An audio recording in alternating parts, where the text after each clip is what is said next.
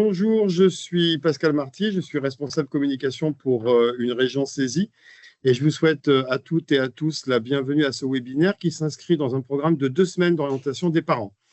Marion Albarado, chargée de mission diversité et RSE, va animer le webinaire, l'accompagnement des élèves avec un trouble de l'autisme au sein de saisie. Je ne savais pas que j'allais avoir aussi un invité de marque. Docteur, bonjour. Bonjour. Je vous précise que ce webinaire est enregistré afin d'être en replay sur la chaîne YouTube de Saisie pendant toute l'année et vous pouvez poser toutes vos questions via le chat. Et si le temps qui nous est imparti ne permet pas de répondre à toutes vos questions, je vous donnerai l'adresse mail de Marion pour que vous puissiez transférer vos questions. Marion, bonjour, je te laisse la parole. Eh bien, écoute, merci beaucoup, Pascal. Au-delà de la quinzaine des parents, ce webinaire s'inscrit aussi dans la semaine de l'emploi pour les personnes handicapées de 2025. Et donc, aujourd'hui, c'est le dernier webinaire d'une série de 3 webinaires de la semaine que l'on fait sur les handicaps invisibles. Donc, lundi, on avait les troubles de l'IS et les troubles du neurodéveloppement un petit peu au sens plus large. Mardi, on avait un webinaire sur l'accompagnement des maladies invalidantes et aujourd'hui, on parle du trouble de l'autisme puisque c'est une thématique que l'on aborde beaucoup à Saisie. Et donc, si vous êtes étudiant, parent de futurs étudiants, parent d'étudiants actuellement ou professionnel de l'enseignement supérieur, eh bien, ce webinaire est fait pour vous. Le but, c'est de découvrir un handicap invisible parmi tant de handicaps invisibles, de comprendre aussi quels sont les besoins des étudiants en situation de handicap. Et donc, c'est pour cela que nous avons fait venir le docteur Valentin Ajek, qui est spécialisé en tout cas dans les troubles du neurodéveloppement, mais il sera plus à même que moi de se présenter et de présenter son parcours. Et donc, derrière, c'est de vous montrer un petit peu quels sont les aménagements pertinents possibles à Saisie pour cette situation-là. Et concernant la quinzaine des spéciales parents, la semaine prochaine, vous pourrez aussi retrouver ma collègue Aline Duno, qui est à la fois ma chef et donc responsable du service qualité. Elle animera le webinaire du lundi 24 novembre, donc sur comment assurer que son enfant va suivre un cursus de qualité. Et de mon côté, mercredi prochain, j'anime le webinaire l'accueil des étudiants en situation de handicap à Saisie. Donc, ce sera un webinaire un peu plus large, donc pas uniquement sur la partie autisme, mais vous pouvez aussi retrouver plein d'autres thématiques, notamment sur Parcoursup, sur les débouchés suite à Saisie. Et donc ça, vous pouvez les retrouver sur la page actualité de Saisie. Alors, petite information, je vous invite à prendre vos téléphones portables et à QR-coder cette slide, puisque vous pouvez participer à un jeu qui s'appelle Handi Poursuite. C'est un jeu qui est monté et réalisé par l'AGFIP et qui nous permet de le faire en notre nom propre sur certaines sessions. Et donc, si vous êtes étudiant, surtout n'oubliez pas de mettre votre adresse via Saisie dans votre pseudo, puisque vous pouvez éventuellement gagner une carte cadeau d'un montant de 50 €. Il y en a 5 à gagner et vous pouvez rejouer. Ça se clôture ce soir à 17 h. Et bon, donc voilà, tout le monde peut participer, mais les cartes cadeaux sont réservées aux étudiants. Voilà. Je vous remettrai le lien dans le chat lorsque le docteur Ajek prendra la parole tout à l'heure. Je ne me suis pas présentée, donc je suis chargée de mission diversité et RSE. Je réalise entre autres les aménagements au national de nos étudiants en situation de handicap et je coordonne les 43 référents handicap que nous avons sur les différents campus, puisqu'il y a entre 1 à 4 référents handicap par campus selon les campus. Donc aujourd'hui, je vous parle très rapidement de ce qui est le handicap invisible. Et derrière, je donnerai la parole au docteur Ajek, qui expliquera ce qu'est un trouble du spectre autistique. Ensuite, on enchaînera sur comment on fait quand on a un trouble du spectre autistique pour suivre des études supérieures et ensuite, plus particulièrement à Saisie, qu'est-ce qu'on peut mettre en place avec un cadre juridique, les aménagements que l'on fait généralement. et les parties prenantes du parcours d'un étudiant en situation de handicap.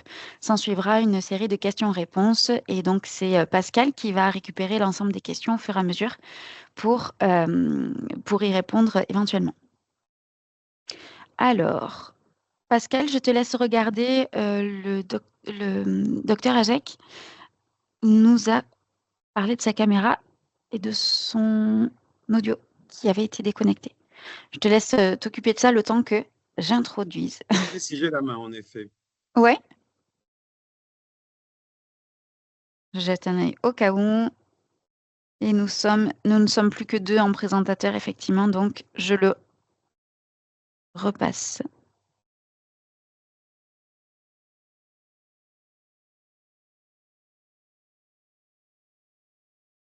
Voilà.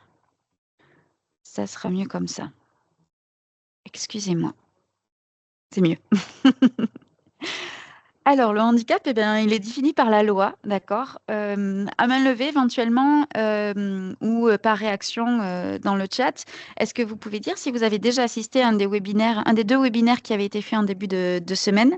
Si oui, juste pour savoir qui était là. Alors, constitue un handicap au sens de la loi toute limitation d'activité ou restriction de participation à la vie en société subie dans son environnement par une personne en raison d'une altération substantielle, durable ou définitive, d'une ou plusieurs fonctions physiques, sensorielles, mentales, cognitives ou physiques, d'un polyhandicap ou d'un trouble de santé invalidant. Merci aux 3 petites mains qui se sont levées. Ce que vous voyez là, c'est la racine commune avec les autres webinaires. Ensuite, on partira sur quelque chose de plus spécialisé.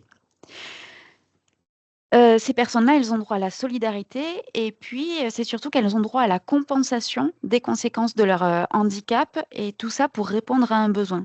Le but de la société, normalement, c'est d'être accessible. Je dis bien normalement. C'est que ce soit accessible à tous dès la conception.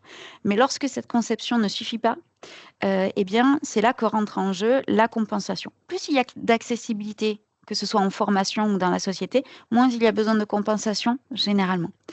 Donc, le droit à la compensation fait partie d'un droit aussi fondamental. Et donc, les classifications de ces typologies de handicap, eh ben, elles sont variées. Ça varie entre la loi, la maison départementale des personnes handicapées, l'OMS. Tout le monde n'a pas la même définition, selon l'administration non plus. Nous, ce qu'il faut retenir, c'est qu'on n'a pas besoin de mettre dans des cases, mais que par contre, parfois oui, simplement pour savoir comment accompagner au mieux certains besoins. Parce que je pense à certains troubles du neurodéveloppement, par exemple, eh bien, il y a parfois des racines communes. C'est pour ça que l'on voit aussi souvent du tiers-temps, par exemple, pour l'écrit. Mais c'est vraiment un exemple parmi tant d'autres. Donc, le but, c'est de surtout bien accompagner. Et donc, parmi toutes ces typologies, prenons le classement de la MDPH. Donc, ALD, juste pour préciser en fin de slide, c'est affection longue durée. C'est généralement là-dedans qu'on va plutôt classer les maladies invalidantes. Parmi cette classification de la MDPH, d'après vous, lesquels peuvent être des handicaps invisibles? En 10 petites secondes.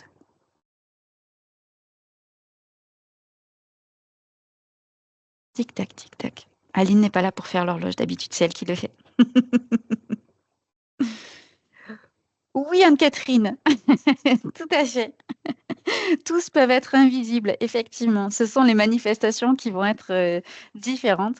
Mais voilà quelques exemples. Au niveau moteur, ça peut être des troubles musculo-squelettiques, des lombalgies. Alors, c'est souvent d'ailleurs lié à une activité professionnelle. Hein. Enfin, on en voit de plus en plus. Des douleurs chroniques par inflammation, des séquelles de fractures, ce genre de choses.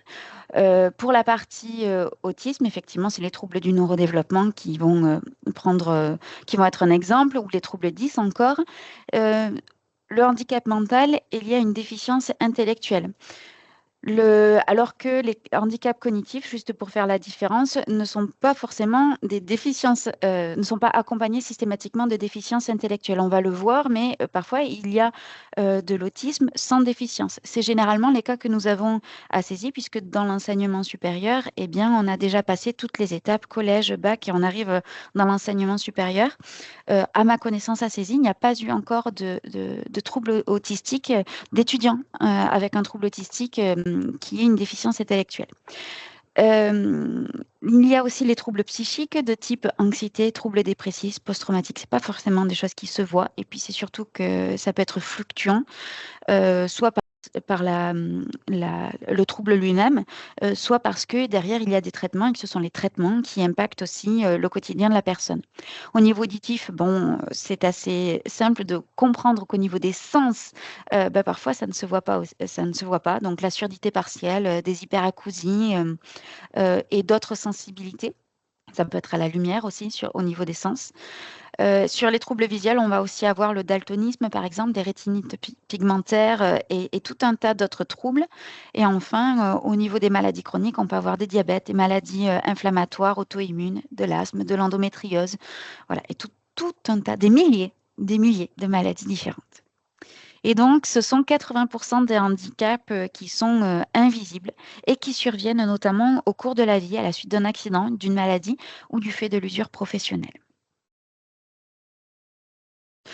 Donc voilà, ça c'était l'introduction sur la partie handicap invisible. Maintenant, ce que l'on va faire, c'est s'attarder sur un handicap beaucoup plus particulier, qui est le TSA, dit trouble du spectre autistique. C'est à ce moment-là que Valentin, je vous laisse la parole. Donc Valentin Ajek, qui est un docteur spécialiste en médecine générale, mais qui s'est spécialisé dans les troubles du spectre autistique, mais aussi les troubles de l'attention avec ou sans hyperactivité, ce que l'on met dans ce grand package des troubles du neurodéveloppement. C'est à vous. Tout à fait. Ben, merci Marion. La présentation est excellente, donc je ne vais pas aller beaucoup au-delà. Moi, dans mon activité clinique aujourd'hui, j'effectue principalement des évaluations de personnes adultes qui me consultent pour une suspicion de TDAH, donc trouble déficitaire de l'attention ou de trouble du spectre de l'autisme, afin qu'on puisse aboutir vraiment à une démarche diagnostique, voir si les troubles sont confirmés.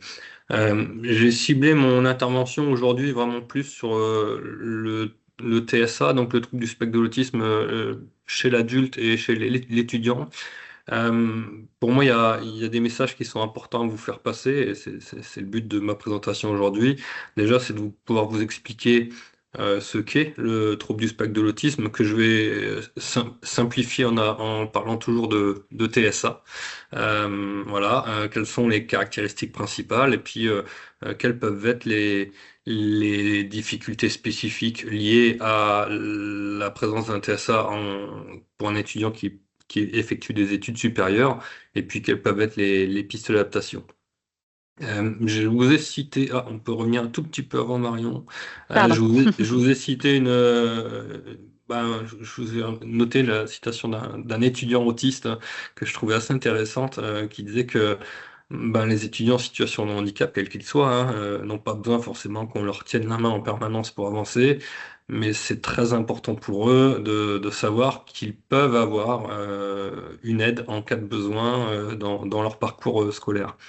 Ça, c'est quelque chose d'important. Et autre fait aussi que je voulais préciser, c'est que on va revenir un petit peu sur les chiffres après, mais il y a plusieurs centaines d'étudiants autistes en études supérieures actuellement en France. Donc on ne parle pas de quelque chose de rarissime. C'est des étudiants qui peuvent tout à fait extrêmement bien réussir, mais qui vont être confrontés au cours de leurs études à certaines difficultés spécifiques qu'il faut pouvoir identifier et accompagner. Voilà, on peut passer à la suite. Alors le TSA, c'est quelque chose qui est extrêmement variable dans sa présentation clinique, et on a tendance à dire il y a autant d'autisme, de types d'autisme que de personnes autistes, donc pour dire que aucun ne ressemble à l'autre. Donc ça, c'est un message déjà très important, et c'est pour ça que ces dernières années, on ne parle plus d'un point de vue médical de diagnostic d'autisme, mais de diagnostic de troubles du spectre de l'autisme, pour inclure justement cette grande diversité. On estime actuellement que 1 à 2% de la population générale présenterait un trouble du spectre de l'autisme, ce qui en France représenterait à peu près 700 000 personnes, dont 100 000 de moins de 20 ans. Voilà, ça c'est les principaux chiffres. Euh, Qu'est-ce que c'est le trouble du spectre de l'autisme? C'est un trouble du neurodéveloppement. Donc je vais vous expliquer sur la prochaine diapo à quoi ça correspond, qui présente toujours quand même des caractéristiques principales qui sont communes. Même s'il y a une grande variabilité, il y a toujours des difficultés dans les relations qu'il peut y avoir aux autres personnes, dans les modalités de communication, et puis il y a certains comportements, certains centres d'intérêt qui ont un fonctionnement un petit peu particulier. Je vais vous expliquer ça tout de suite après. Voilà. Donc on parle de troubles du neurodéveloppement, ce qui veut dire que le TSA, c'est un trouble que l'on a depuis l'enfance. C'est quelque chose d'important, c'est pas quelque chose qui se développe à l'âge adulte. Il y a des difficultés qui sont présentes depuis l'enfance, qui peuvent être plus ou moins importantes en fonction de l'importance des stimulations sociales, des mises en situation sociale, mais qui sont là déjà depuis le début avec certaines caractéristiques bien précises. Et il y a plusieurs causes, il n'y a pas une seule cause à l'autisme, il y a plusieurs causes. Il y a des facteurs génétiques qui ont clairement été identifiés ces dernières années et qui sont de plus en plus identifiés. Il y a plus de 200 gènes qui ont été identifiés dans l'autisme. Il y a des facteurs environnementaux. On parle beaucoup maintenant de concept des 1000 jours de vie qui s'étalonnent de la conception jusqu'au deuxième anniversaire, hein, pour dire que les TND, ben, il y a quelque chose aussi qui se développe différemment avant même que l'enfant soit né. Ça, c'est quelque chose d'assez intéressant. Et puis, donc, il y a ces facteurs neurodéveloppementaux. Pour faire simple, au niveau cérébral, si on regarde en imagerie ou fonctionnelle notamment, on remarque globalement que les choses s'organisent un petit peu différemment que dans la population générale. Ça reste très fonctionnel, mais ça reste différent. Voilà, donc c'est un câblage un peu neuronal différent. Voilà. Et les TSA ne sont pas des... Vous pouvez passer. Les TSA ne sont pas des pathologies psychiatriques acquises. C'est vraiment quelque chose qui accompagne la personne tout au long de sa vie. Voilà. Mais qui, malheureusement, les expose souvent à d'autres pathologies psychiatriques, dépression, anxiété, qui sont très fréquemment retrouvées chez les personnes avec TSA. Actuellement, on retient sur nos critères diagnostiques deux principales caractéristiques: des difficultés dans la communication et les interactions sociales, et ensuite des spécificités en termes de mouvements stéréotypés. Je vais revenir un peu dessus, sur les intérêts restreints, les rituels et des particularités au niveau sensoriel. Alors, j'ai essayé d'être un peu plus clair. Pour ce qu'on parle, quand on parle de troubles de la communication et des interactions sociales, il y a globalement chez les personnes avec un TSA des difficultés pour décoder spontanément les attentes sociales de leur interlocuteur, les attitudes, les émotions des personnes avec lesquelles elles communiquent. C'est quelque chose, c'est pour eux, il y a un besoin d'analyse qui est plus important et ça peut être assez difficile. Tout ce qui relève de l'implicite est en général compliqué. C'est-à-dire que les personnes avec TSA ne vont pas forcément bien comprendre le second degré ou des consignes qui ne sont pas très claires. Les choses doivent être vraiment explicites, expliquées, pour qu'elles soient bien comprises. De même manière, ce que je notais, le mode d'emploi du quotidien, c'est parfois compliqué à comprendre. Certaines règles ordinaires qui ne sont pas clairement écrites peuvent ne pas être comprises. Bon, on va voir un petit peu après, mais il y a ce besoin de clarté dans les propos qu'on peut avoir avec une personne autiste qui est vraiment important. Au niveau de tout ce qui est le deuxième axe de diagnostic, donc les gestes stéréotypés, les intérêts, les rituels et le sensoriel, euh, on peut observer parfois des mouvements un petit peu particuliers, un peu répétés, qui peuvent se limiter juste à certains mouvements répétés au niveau des mains, mais qui peuvent être un peu plus complets avec des balancements, des tournoiements sur soi-même, ou le fait de sautiller notamment en cas d'émotions très fortement positives.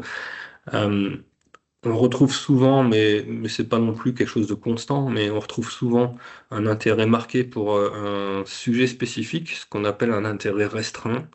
Et cet intérêt restreint a tendance à être extrêmement euh, chronophage. C'est-à-dire que la personne va passer beaucoup de temps pour accumuler du savoir sur son centre d'intérêt, euh, parfois au détriment d'autres activités de la vie quotidienne, comme de se nourrir, comme de prendre une douche. Voilà, c'est des choses qui sont possibles. Et les intérêts restreints peuvent parfois être surprenants. On peut y avoir des intérêts restreints à propos d'une collection de fourmis, par exemple, des choses comme ça qui sortent un peu de l'ordinaire, ou de panneaux de signalisation. Voilà. Euh, Autre point assez important aussi, c'est que les personnes avec un TSA ont tendance à être extrêmement ritualisées, c'est-à-dire que certaines séquences d'actions dans la vie quotidienne doivent toujours être effectuées de la même façon. Ça peut, alors ça peut être des séquences d'actions, ça peut être aussi une sorte de ritualisation par rapport au mode vestimentaire, le fait de s'habiller toujours de la même façon, ça peut être comment dire, sur la réutilisation, ça peut être aussi au niveau alimentaire, sur à la fois la façon de prendre le repas ou la façon de choisir les aliments. Il y a peu de variabilité s'il y a un rituel à ce niveau-là. Et ça vient en plus s'ajouter au fait qu'il y a des particularités au niveau sensoriel. Alors, euh, des particularités au niveau des cinq sens classiques, mais même un petit peu au-delà, on parle même de 7 voire 8 sens, donc il y a des particularités à ce niveau-là, qui peuvent être des hypersensibilités, par exemple des personnes qui sont extrêmement sensibles au bruit, à la lumière vive, donc voilà, là on est dans des hypersensibilités. Il peut y avoir des difficultés, enfin des particularités sensorielles par rapport à certaines textures, à certains contacts qui peuvent être effectués, ou encore par rapport à certains aliments. Mais on peut avoir en parallèle aussi des recherches sensorielles. Alors les recherches sensorielles, c'est quand une personne va avoir tendance à être un petit peu fascinée par certaines couleurs ou certaines formes, certains objets, et de pouvoir passer beaucoup de temps au contact de cette stimulation sensorielle pour l'apaiser. Voilà, c'est des choses qu'on peut observer. On peut passer à la suite. Alors, pour la suite, je vous ai noté, ouais, voilà. Il y a deux diapos sur les aspects les plus fréquents. Alors, je ne vais pas tous les lire maintenant parce que c'est trop long, mais j'ai essayé de vous mettre dans des termes clairs les principaux éléments qu'on peut rencontrer chez une personne autiste. Donc, il y a deux diapos que je vous ai fait, que je ne vais pas présenter, mais si vous en avez besoin, elles pourront vous être transmises, et c'est assez intéressant de mieux comprendre les choses. Et puis ensuite, je vous ai fait une diapo en Falc, le langage Falc, hein, facile à lire et à comprendre, qui reprend de façon très simplifiée les principales caractéristiques du TSA. Donc je trouvais ça assez intéressant, c'est assez visuel et assez simple. Vous pouvez le garder et le diffuser si besoin est. Voilà, alors quels sont les enjeux particuliers dans les études supérieures? Globalement, les personnes avec un TSA, elles ont toujours des difficultés dans les transitions au niveau scolaire, que ce soit le passage de l'école élémentaire au collège, du collège au lycée, et maintenant, forcément aussi du lycée aux études supérieures. Euh, il y a ces transitions, c'est vraiment des changements dans la vie d'une personne, et c'est en ça que c'est compliqué. La charge de travail va être élevée, va y avoir des nouvelles interactions sociales, mais aussi des nouveaux modes d'interaction sociale, hein. C'est pas tout à fait la même interaction au lycée qu'en école d'ingénieur. Et puis les environnements peuvent être parfois assez complexes, assez imprévisibles, et voilà, ça crée des difficultés. Donc on va passer à la suite. Voilà. Euh, Ce qui est fréquemment retrouvé comme difficulté dans le cadre des études supérieures, c'est déjà la compréhension des consignes implicites. Donc ça, c'est ce que je vous dis tout à l'heure. Il y a besoin que les choses soient très claires. La gestion du temps et la gestion des priorités, c'est pas toujours quelque chose de très simple. Il peut y avoir des sensibilités sensorielles qui sont assez présentes dans les études supérieures, que ce soit le bruit, la lumière ou la présence de très nombreuses personnes. Et puis tout ce qui est changement d'emploi du temps, changement de salle, changement de cours, c'est des situations d'imprévu qui sont compliquées pour les personnes avec un TSA. Donc je vous ai mis sur la droite de la dia des petites modalités pour prévoir l'imprévu, et globalement il y a des choses qui peuvent déjà être expliquées en amont dès que la personne en rentre dans un parcours scolaire supérieur. Euh, voilà, de savoir comment réagir si l'enseignant est en retard, si le cours est reporté ou annulé, qu'est-ce qu'il faut faire si l'alarme incendie se déclenche. C'est des choses extrêmement pratiques, mais si elles n'ont pas été anticipées, elles vont créer beaucoup de stress, beaucoup d'anxiété chez la personne avec TSA. Donc voilà, il y a moyen, il y a possibilité d'écrire un petit guide comme ça au quotidien de l'imprévu, ce qui peut être assez intéressant, en tout cas pour en diminuer l'impact. Euh, Au niveau des relations sociales et de la communication, on a parlé qu'il y avait des difficultés dans tout ce qui est interaction. Et dans le cadre des études, ça peut notamment se manifester dans le cadre des travaux en équipe et des groupes de travail où l'étudiant avec TSA va devoir collaborer activement avec d'autres étudiants. Donc ça, c'est quelque chose qui est important, et il est important que chacun connaisse son rôle et que chacun soit informé, que l'étudiant avec TSA puisse avoir des difficultés dans ce mode de travail, pour qu'au final, tout se passe pour le mieux et avec des bons résultats, hein. Les codes sociaux, ils sont nouveaux, c'est ce qu'on disait, dès qu'on arrive au niveau de l'université, des écoles d'ingénieurs, c'est des nouveaux codes sociaux.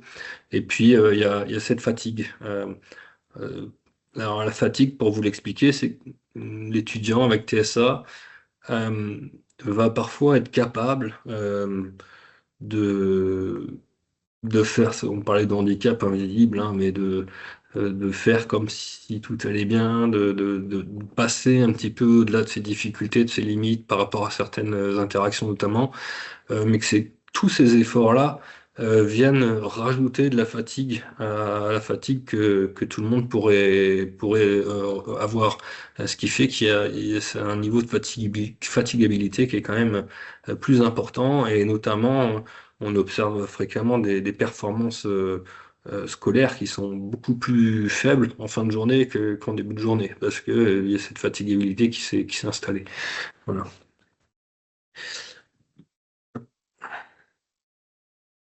Euh, voilà, ça c'est quelques situations qui peuvent être extrêmement compliquées pour des étudiants avec TSA.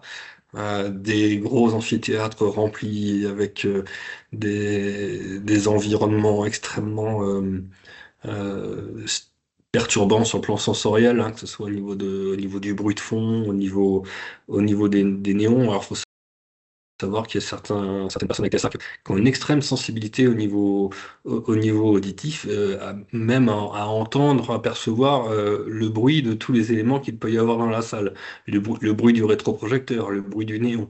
Et tout ça, c'est des éléments qui sont assez importants à comprendre, parce que c'est des éléments qui, si on arrive à les limiter, ou en plaçant l'étudiant à un autre endroit dans la salle de cours pour qu'il y ait moins d'impact de ces effets-là, ben on arrive à avoir plus facilement son attention et sa concentration. Voilà, donc là on peut passer.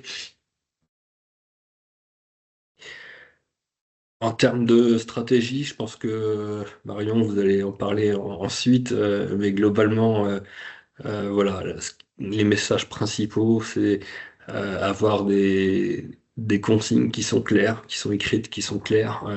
Pas de place pour l'ambiguïté, pour le second degré, en tout cas pour l'implicite. Accompagner les étudiants de façon individualisée, leur permettre d'utiliser des outils numériques adaptés si cela peut les aider, et puis avoir ces aménagements quand ils sont nécessaires en temps notamment en temps, mais également sur le local où peuvent avoir certaines évaluations, parce que si le local est extrêmement proche de sources de bruit, de sources de parasites, ça va forcément limiter les chances de réussite de la personne. Je vous ai noté aussi, vous pouvez avancer, Marion.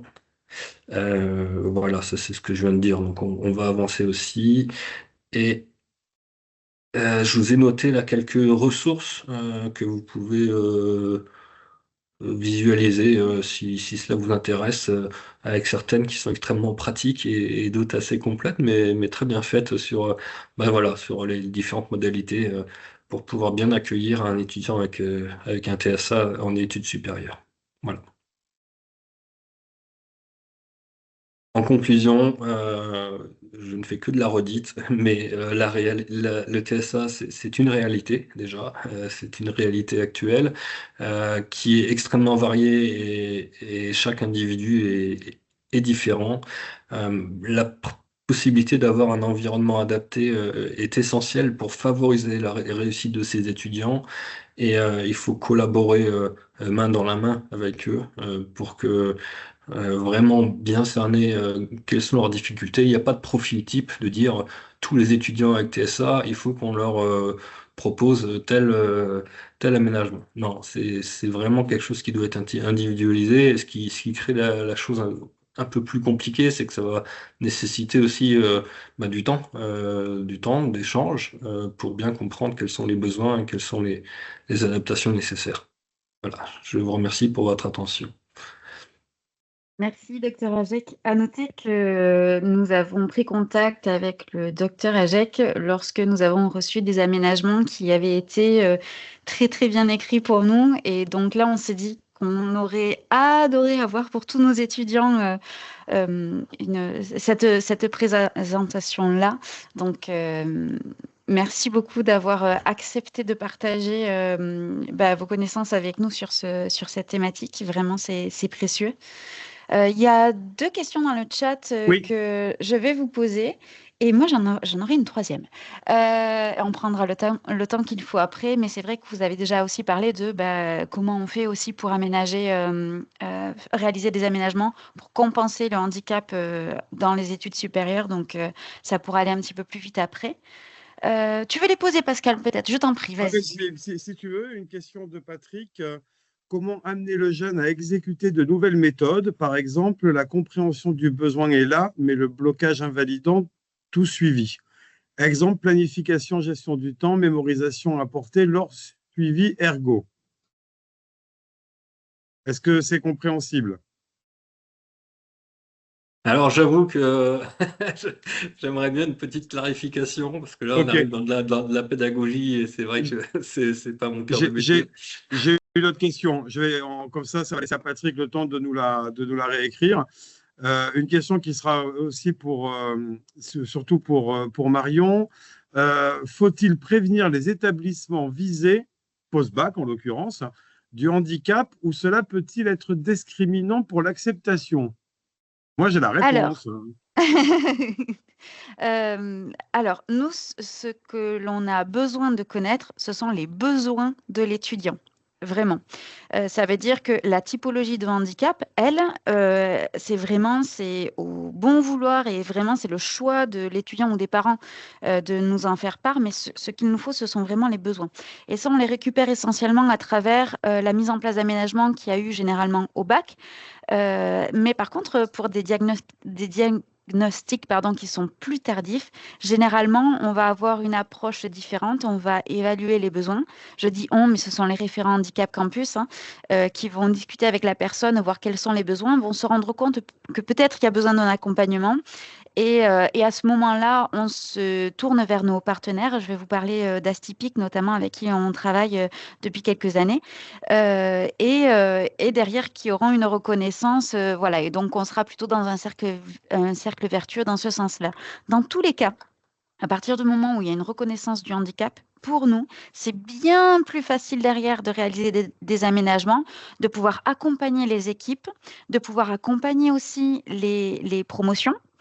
Puisque comprendre l'autre, c'est parfois compliqué, notamment lorsqu'il y a une situation de handicap. Ce n'est pas valable uniquement que pour le trouble du spectre autistique.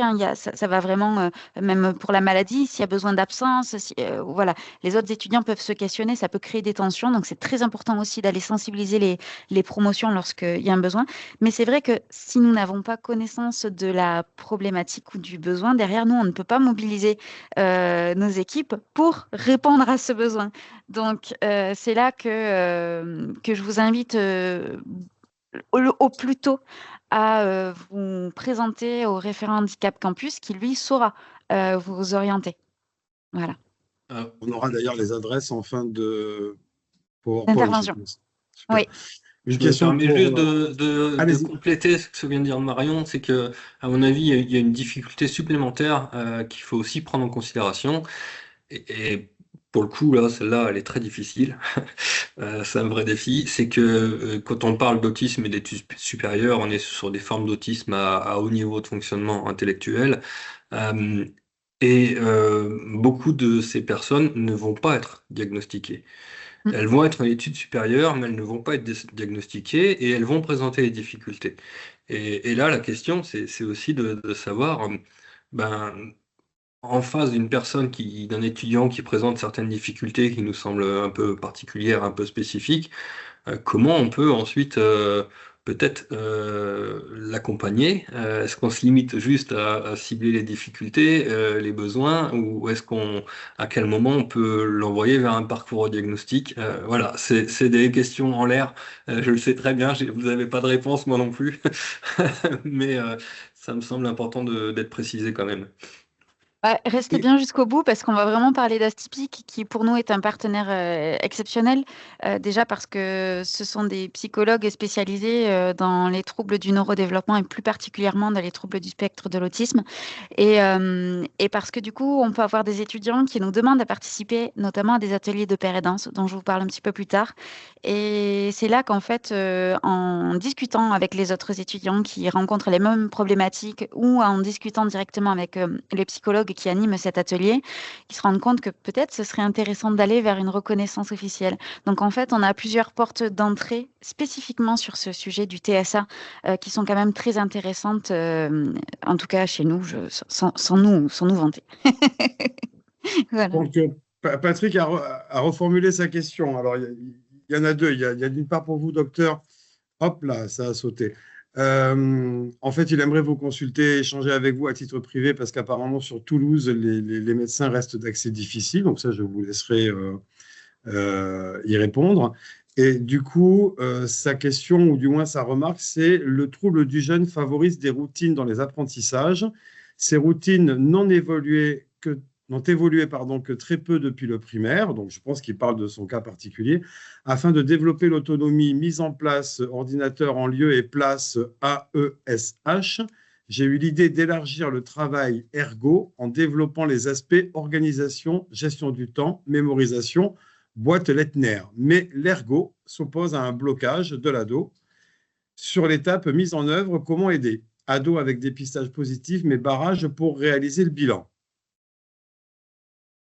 Est-ce que ça vous avance, docteur? Oui. Non, mais là encore, plus clair. ce qui est important, c'est que quand même, il y a un bilan de base qui soit établi, qui soit assez clair. Là, on parle beaucoup sur ce que vous proposez, Patrick, ce qu'on appelle les fonctions exécutives, qui sont le chef d'orchestre du cerveau et nos capacités de s'adapter à différentes situations, que ce soit au niveau émotionnel, que ce soit au niveau organisation du travail, vérification, etc. Et il est important de savoir quelles fonctions en particulier sont plus en difficulté pour cibler la prise en charge de manière la plus individualisée possible. C'est-à-dire que l'ergo peut faire plein de choses, mais je pense qu'il y a besoin quand même qu'il y ait un bilan à un moment donné pour dire l'objectif de la prise en charge, c'est d'améliorer tel et tel élément. Et alors, quand vous parlez de barrage pour réaliser un bilan, alors je ne sais pas si c'est un barrage lié à la personne elle-même ou si c'est un barrage lié aux difficultés d'accès aux professionnels, qui est malheureusement une réalité.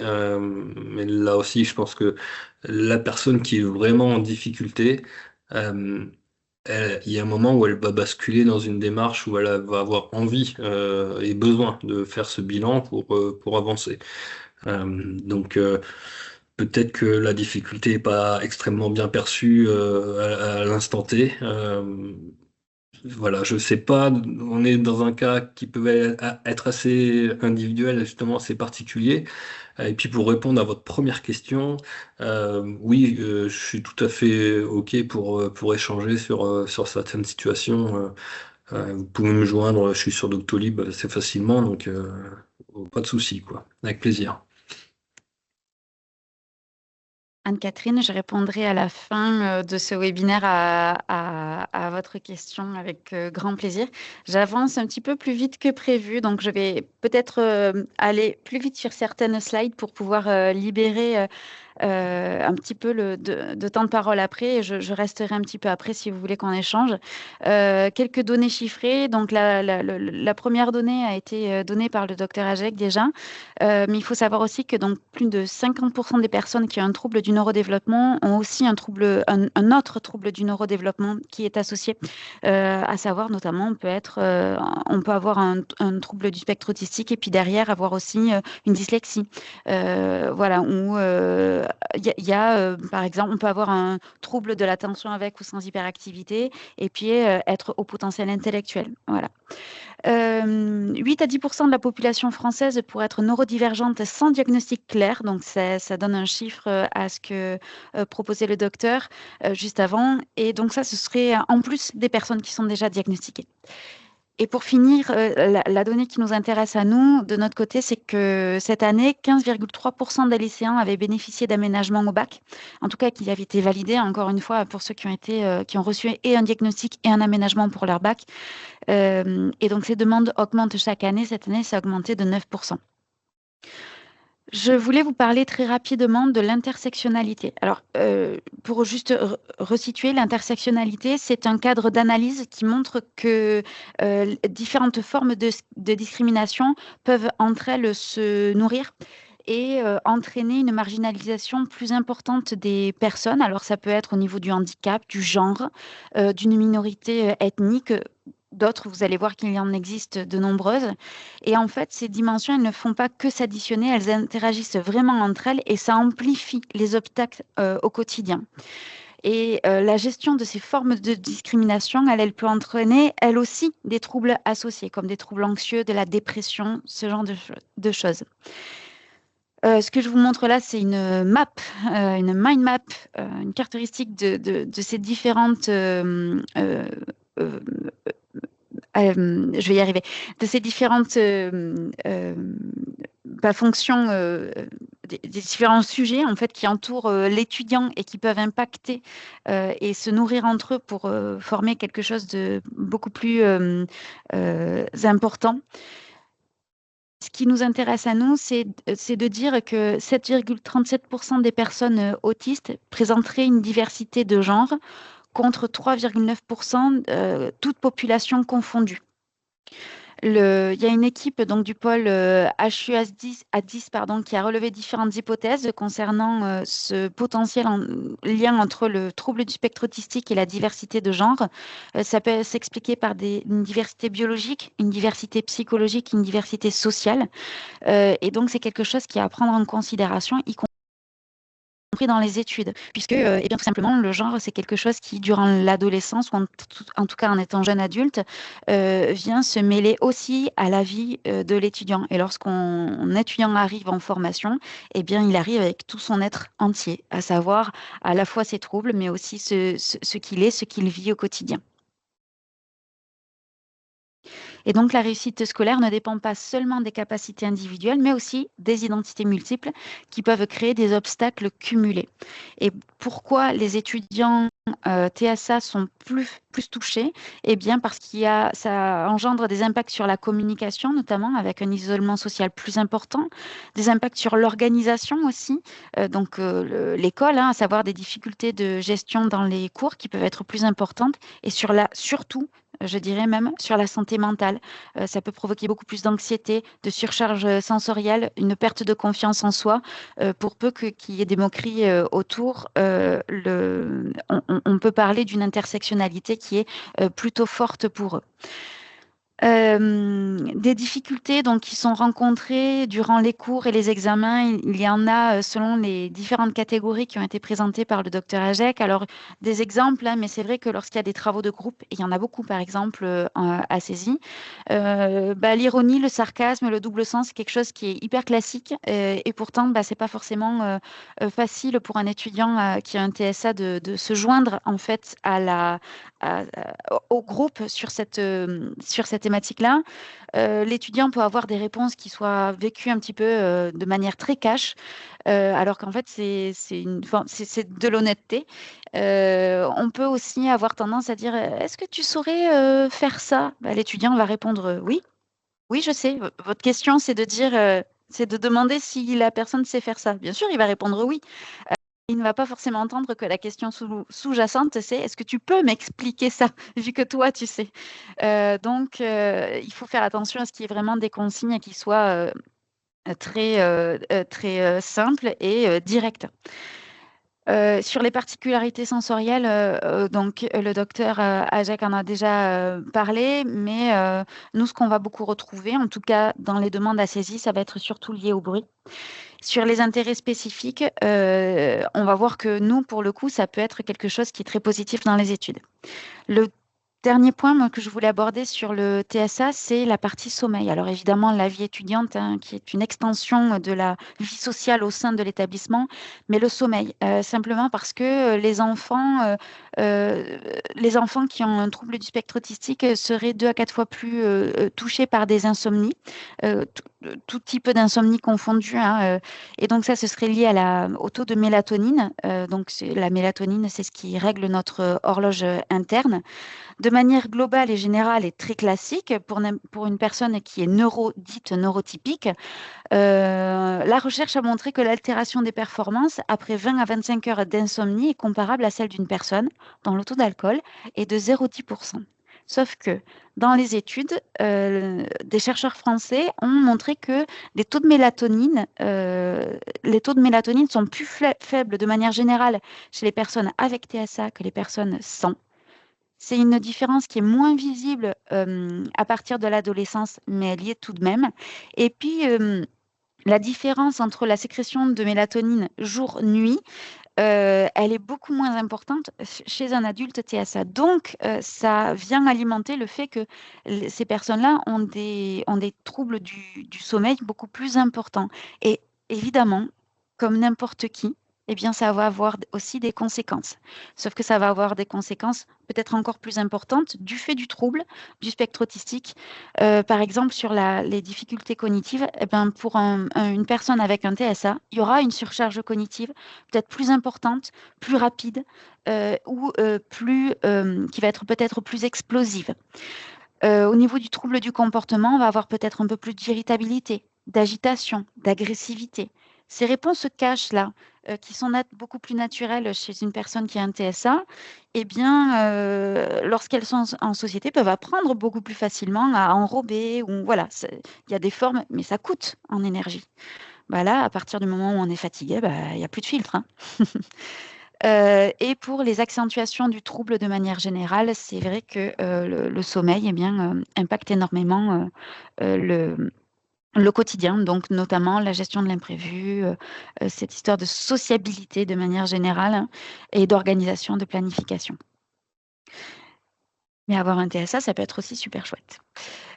Parce que ça peut permettre de montrer qu'il y a une concentration qui est accrue. Par exemple, on a une utilisation parfois, c'est pas systématique, hein, chez les personnes, mais des techniques d'autostimulation, aussi appelées stimming. Donc ça va être un mouvement répété qui va permettre à la personne, de se concentrer, tout simplement. Une tendance à éviter les distractions, justement parce que avoir des distractions sociales, c'est pas trop le truc des personnes TSA. Avoir une motivation intrinsèque aussi beaucoup plus forte selon le sujet qui est abordé.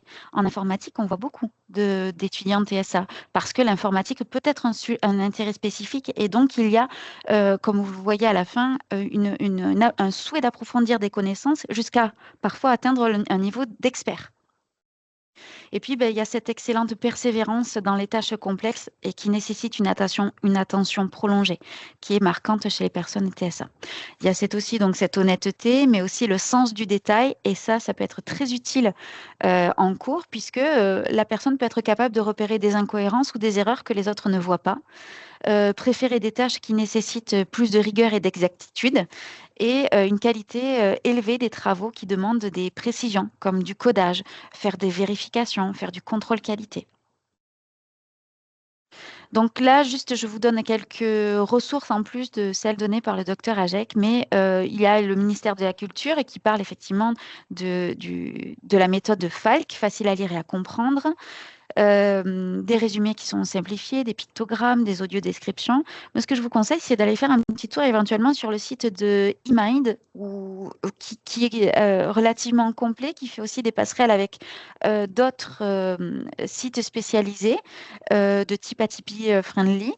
Ils proposent des webinaires assez fréquemment. Ils ont des séries de vidéos sur les idées reçues sur l'autisme, puis des articles, des podcasts, des fiches pratiques, comme celle que je vous montre actuellement, qui peut se distribuer auprès des étudiants, mais aussi des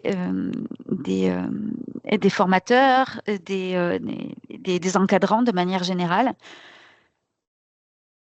Il y a aussi quelques supports de ce type-là qu'on peut imprimer et afficher sur la manière de parler de manière inclusive. Et voilà une série de vidéos que je vous conseille de regarder, qui sont très courtes, par Atypie Friendly. Ça se regarde dans l'ordre ou pas, mais c'est surtout que c'est complètement adapté aux études supérieures, et ça, on aime. Et donc, sur l'accueil des étudiants TSA à CESI, Anne-Catherine, c'est une obligation. Donc, évidemment, nous n'allons pas déroger à la règle. Donc, on accueille évidemment ces étudiants à bras ouverts. Bien sûr, ça reste encadré, c'est-à-dire qui va nous donner l'information. On ne peut évidemment pas faire d'aménagement juste sur quelqu'un qui nous dit, voilà, j'ai un trouble du spectre autistique. Nous, on va dire, très bien, on va accompagner, on va voir comment on peut faire pour aller vers une reconnaissance, puisque derrière, il nous faut notamment l'avis d'un médecin désigné par la CDAPH. Et lorsque, évidemment, il y a un diagnostic qui est en cours, on va proposer éventuellement des aménagements temporaires le temps qu'il y ait des choses qui se mettent en place. Globalement, on va proposer des tiers-temps écrits, sur l'oral aussi parfois, sur des travaux pratiques. Ça peut dépendre aussi de différents troubles du neurodéveloppement qui pourraient y être aussi adjoints. On va proposer l'utilisation de l'ordinateur avec des logiciels adaptés. Nous avons une solution qui s'appelle Glaster, qui est plutôt orientée à la base pour les étudiants avec un trouble 10. 10, hein, mais voilà, trouble spécifique du langage et de l'apprentissage, parce ça permet de reformuler des supports. Et ça permet aussi d'écouter si on n'a pas envie de lire. Ça permet d'afficher un support sur 3 lignes si on a envie de l'afficher sur 3 lignes. Ça permet aussi, par exemple, de mettre en évidence quelques syllabes, ou alors les consonnes. En fait, c'est vous qui le réglez dès votre arrivée sur le site. Et donc, c'est une solution qu'on peut proposer aussi aux étudiants TSA. Mais sinon, de manière assez récurrente, nous autorisons aussi le port de casques anti-bruit qui ne sont pas connectés, évidemment, à de la musique pour pouvoir entendre les voix, entre autres. Mais si, donc ça, c'est pour les hyperacousies, mais ça peut être s'il y a une hypersensibilité à la lumière, on peut autoriser aussi le port de lunettes de soleil. Évidemment, il vaut mieux que ce soit écrit sur un aménagement plutôt que l'étudiant arrive avec ses lunettes de soleil en plein cours et se fasse gronder par l'intervenant qui prendra ça comme un manque de respect. Donc voilà, c'est mieux que ce soit écrit quelque part. Sinon, voilà, sur les aides humaines, on va avoir de la reformulation de consignes, de la lecture de sujets à voix haute sans reformulation parfois. Mais on peut aussi avoir besoin d'assistants pour du séquençage de consignes complexes, hein, ce découpage en événements logiques et clairs. On peut aussi demander l'assistance pour expliquer des sens seconds et métaphoriques qui parfois aident à la compréhension pour d'autres étudiants. Ben, parfois, il va falloir l'expliquer. On propose aussi parfois des cours en distanciel occasionnels lorsque la surcharge, la charge est trop importante. Des épreuves réalisées en salle à effectif réduit, pardon pour le micro, si c'est possible, ou des travaux en sous-groupe aussi dans des salles pour qu'il y ait cette espèce de bulle réconfortante et dans laquelle on n'a pas une vingtaine de personnes autour qui discutent. On peut aussi proposer la mise en place de tutorats enseignants pour accompagner un peu plus certains projets, notamment lorsqu'on a des projets dits des PROSIT saisis, des projets qui sont qui peuvent être perçus comme très flous par les étudiants. Les travaux de groupe sont assez difficiles puisque souvent on a un sujet et justement il n'y a pas de direction donnée parce que choisir la direction fait partie de l'exercice. Et donc, sur ces méthodes-là, il faut que les étudiants soient au courant quand ils postulent à saisie parce que ça fait partie des méthodes à saisie. Et si l'étudiant a un besoin spécifique justement sur du séquençage de consignes, ça veut dire qu'il doit y avoir un accompagnement supplémentaire. Donc, c'est vraiment important, en tout cas, que l'étudiant, s'il ne donne pas cette typologie de handicap, qu'il soit conscient qu'effectivement, il va rencontrer certains obstacles et que ce n'est pas insurmontable, mais par contre, ça nécessite un accompagnement. Et puis, voilà, il y a aussi la possibilité de se lever, de faire des pauses dans l'enceinte de l'école. Il faut rester dans l'enceinte de l'école s'il y a une surcharge et qu'il y a besoin juste de prendre l'air. Donc voilà, tout ça, ça passe par une demande d'aménagement. Comme le disait le docteur Ajek, c'est individualisé. Et puis, les solutions que l'on propose à saisie, donc c'est le travail avec Astypic, qui est sur Toulouse, je le précise puisque je crois que c'est Patrick qui en parlait, mais qui se déploie sur la France entière. Il propose des ateliers pour nos étudiants TSA tous les mois. Donc, ce sont des ateliers de pair et danse où les étudiants se réunissent. Ils ne sont pas encadrés par des gens de saisie, mais uniquement par deux psychologues spécialisés qui sont là pour animer l'atelier. Il y a du partage d'expériences, du partage de difficultés, mais aussi du partage de solutions entre étudiants. Et donc là, on n'a pas besoin d'avoir un aménagement pour bénéficier de ces ateliers-là. Il faut juste avoir l'autorisation de donner l'adresse mail, hein, de pouvoir prendre contact avec eux directement. On ne le fait pas sans l'autorisation. Et puis, Astypic fait aussi des sensibilisations, des promotions pour accompagner, pour faire comprendre aussi comment fonctionne un étudiant autiste au sein d'une promotion. Et il y a des solutions aussi de job coaching. Voilà. Alors, il n'y a pas d'antenne sur le territoire, mais par contre, ils peuvent se déployer. Et oui, tout à fait, ils se déplacent dans la France entière. Les ateliers, eux, se font en distanciel. Voilà. Généralement, ça va être le mercredi, juste après les cours, mais ça leur laisse assez le temps, normalement, 3/4 d'heure, je crois, pour rentrer chez eux. Voilà, c'est fait exprès pour que tout le monde puisse plus ou moins suivre ces visios-là.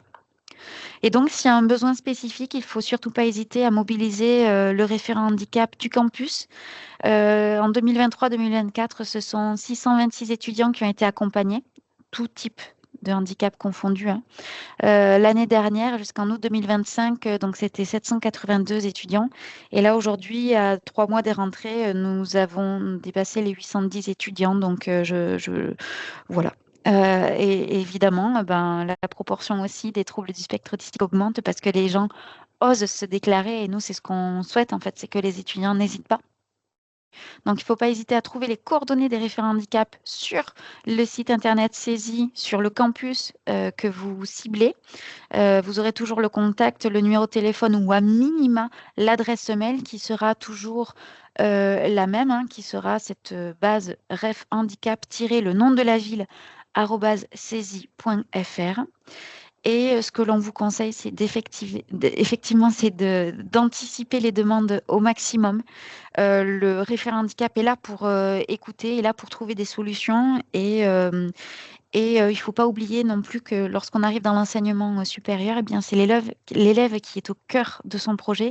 Donc, c'est lui qui va initier la demande. Et parfois, ça demande un petit coup de boost. Donc, il ne faut pas hésiter à avoir vos référents handicap. Ce qui est la réponse à la question, enfin plutôt à l'inquiétude d'Anne-Catherine qui pense qu'en effet, le fait de révéler le handicap au moment du dossier pour l'école, ça risque d'être un gros facteur de frein de l'école parce que les gens vont se dire, on ne va pas s'embêter avec celui-là, on en a suffisamment comme ça. Non, non, non et non. Du moins, pas à Saisy, Anne-Catherine. Après, je ne parle pas pour les autres écoles. Mais là, si en effet une école vous dit que ça va être compliqué, au revoir. Venez à Saisy. Pour répondre à la question aide humaine ponctuelle, ça peut être un enseignant, ça peut être un camarade, ça peut être une aide extérieure. Voilà, tout est possible. Est-ce qu'il y a d'autres questions? Sinon, je vais couper au moins l'enregistrement. Je vais rester quelques minutes présente si vous avez besoin aussi de poser d'autres questions ou de prendre contact. Il n'y a aucun souci. Merci Olivier, merci beaucoup. Mais il y en a J'arrête d'autres. l'enregistrement. Il y a d'autres webinaires autour du handicap, je crois. Il y en a un la semaine prochaine, mercredi, voilà. pour justement l'accueil des étudiants en situation de handicap, tout n'est pas confondu. On va aussi beaucoup parler de la procédure, tout simplement aussi, comment ça se passe depuis l'arrivée et l'accueil d'un étudiant jusqu'à son accompagnement pendant sa scolarité et le après. Voilà.